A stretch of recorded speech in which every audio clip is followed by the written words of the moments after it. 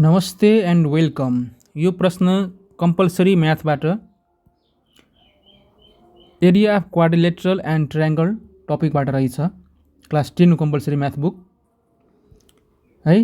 हिसाब कसरी गर्ने बुझ्नको लागि भिडियो लास्टसम्म हेर्नुहोला।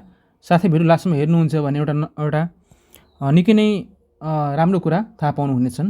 त्यसैले म भिडियो लास्टसम्म बताउनेछु तपाईलाई है। क्वेशन पढौँ। क्वेशन के रहेछ? क्वेशन भनेको रहेछ कि एबीसीडी एउटा चतुर्भुज हो हैन, एउटा क्वाड्रिलेटरल हो एबीसीडी हैन। एबीसीडी एउटा क्वाड्रिलेटरल हो र एम चाहिँ मिड पोइन्ट हो एसी को है, एसी को मिड पोइन्ट हो अनि एम चाहिँ। अब भन्दैछन् कि प्रुभ दैट क्वाड्रिलेटरल एबीएमडी हैन, एबीएमडी यो क्वाड्रिलेटरल र क्वाड्रिलेटरल डीएमबीसी हैन, डीएमबीसी यो क्वाड्रिलेटरल इक्वल छ भनेर प्रुभ गर्न भन्दैछन् है। यो हिसाब गर्नुभन्दा पहिला हामीले एउटा कुरा बुझौँ के भन्दाखेरि हामीले मिडियनको प्रोपर्टी बारे बुझौँ है। के रहेछ मिडियन भन्नाले?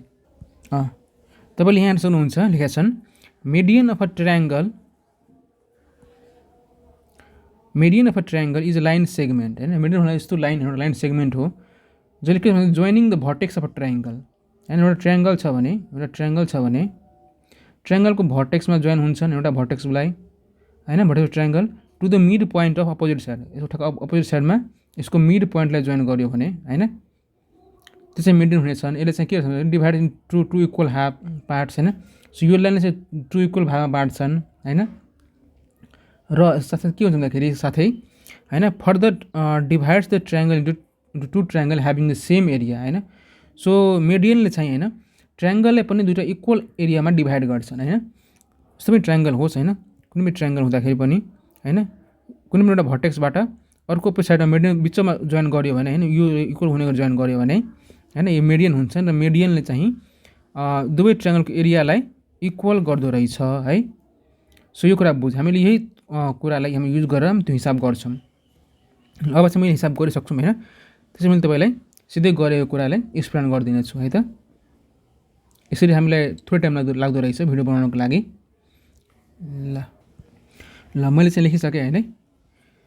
तपाईँ हेर्नुहुन्छ भने मैले के लेखेँ भन्दाखेरि डीएमसी र एडीएम को एरिया बराबर हुन्छ। किन बराबर हुन्छ? यहाँ पहिला फिगर हेर्नु पहिला डीएमसी कहाँ रहेछ? डीएमसी यो ट्रायंगल र ट्रायंगल एडीएम यो दुवै ट्रायंगल के हुन्छन्? इक्वल हुन्छन्। किन इक्वल हुन्छ त्यही कुरा हैन। हामीले क्वेशन दिएको छ यो के मिड पोइन्ट हो र यो ट्रायंगलमा हैन, यो ट्रायंगलमा यो भर्टेक्स भयो। सो भर्टेक्सबाट अर्को मिड पोइन्ट लाइन कोर्दाखेरि हैन यो मिडियन भयो र मिडियनले के गर्छन् ट्रायंगललाई टु इक्वल हाफ्समा डिभाइड गर्छन् है त। सो यसरी हाम्रो के भयो दुईटै ट्रायंगलको एरिया इक्वल भयो। मैले यहाँ त्यही लेखेँ line joining the vertex of a triangle to the mid point of its opposite side bisect the triangle. त्यसै गरी तलको पनि यो ट्रायंगल र यो ट्रायंगल हाम्रो के हुन्छन् इक्वल हुन्छन्, किनभने यहाँ पनि यो मिड पोइन्ट छ र यो चाहिँ भर्टेक्स छ यो ट्रायंगलमा, ठुलो ट्रायंगलमा हैन। सो यसरी यसले के गर्छन् टु इक्वल हाफ्समा डिभाइड गर्छन्। सो यहाँ पनि दुवै एरियालाई हामीले इक्वल लेख्यौँ हैन त। अब चाहिँ हामीले के गर्नु पर्दैन, हामीले ठ्याक्कै यो दुवै इक्वेसनलाई हामीले यसलाई र यसलाई हामीले जस्ट एड मात्र गर्दै पुग्छ। यसलाई एड गर्ने, यसलाई चाहिँ योसँग एड गर्ने हैन। यसरी एडिङ 1 and 2 हामीले दुवै एड गर्दाखेरि हामी हेर्छौँ हैन। हामीले यसलाई र यसलाई एड गर्दाखेरि हैन हामीले यो क्वाड्रिलेटरल आयो। त्यसैगरी यसलाई र यसलाई एड गर्दाखेरि हामीलाई यो क्वाड्रिलेटरल आयो हैन त। सो यसरी हाम्रो प्रुभ भयो। सो तपाईँ बुझ्नुभयो भने आफ्नो क्लास त साथीसँग सेयर गर्न सक्नुहुन्छ।